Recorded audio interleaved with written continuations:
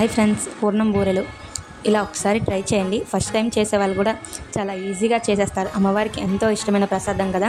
ఈ నవరాత్రుల్లో ఏదో ఒక రోజు ఇలా చేసి పెట్టండి, చాలా బాగుంటుంది. Welcome to Anu foods. నేను మీ అనుష. ముందుగా ఒక గ్లాస్ మినపప్పు నానబెట్టేసుకొని ఇలా గారెల ముద్దలా రుబ్బి పక్కన పెట్టేసుకోవాలి. ఒక గ్లాస్ బియ్యం పిండిని కూడా ఇలా ముద్దలా చేసి పక్కన పెట్టేసుకోవాలి. అదే గ్లాస్లో హాఫ్ గ్లాసు గోధుమ రవ్వను కూడా నానబెట్టి పక్కన పెట్టేసుకోవాలి. అదే గ్లాస్తో ఒక గ్లాసు శనగపప్పుని కొలిచి ఇలా 3-4 విజిల్ పెట్టి ఇలా మెత్తగా ఉడికేంత వరకు చేసుకొని బాగా నేముకొని ఒక గిన్నెతో పొయ్యి మీద పెట్టేసుకొని అదే కప్పుతో బెల్లం తురుము ఒక 3-4 స్పూన్ల పంచదారను కూడా వేసేసుకొని పెట్టేసుకోవాలి. తర్వాత మనం ఇందాక పక్కన పెట్టేసుకున్న మినపరుబ్బులో ఉడకనివ్వాలి. తర్వాత మనం ఇందాక పిండి పెట్టేసుకున్న మినపరుబ్బులో బియ్య పిండిని గోధుమ రవ్వని కూడా కలిపి ఒక పావు గంట సేపు ఉప్పు కలుపుకొని పక్కన పెట్టేసుకోవాలి. తర్వాత ఇది బాగా ఉడుకుతుంది కదా పప్పు, ఇందులో కొంచెం యాలకుల పొడి ఇంకా బాగా దగ్గర పడిన తర్వాత కొంచెం నెయ్యిని వేసేసుకొని ఇలా బాగా దగ్గర పడేంత వరకు ఉడికించుకుంటే ముద్ద అయితే రెడీ అయిపోయింది. సో దానికి మీకు తగినంత ఉండలు, చిన్న చిన్న ఉండలు మీ సైజుని బట్టి మీరు వేసేసుకోండి.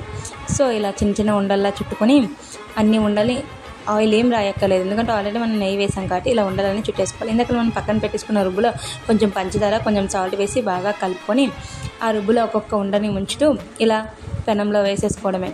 సో బాగా కాగుతున్న ఆయిల్లోన హై ఫ్లేమ్లో అయితేనే బూరెలు చాలా బాగా ఉడుకుతాయి అన్నమాట.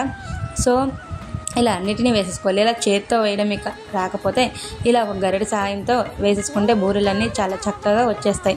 సో చూసారు కదా, ఎంతో టేస్టీ అయిన పూర్ణం బూరెలు చాలా ఈజీగా చేసేసుకున్నాం కదా. మీరు కూడా ఒకసారి ట్రై చేయండి. Thank you for watching.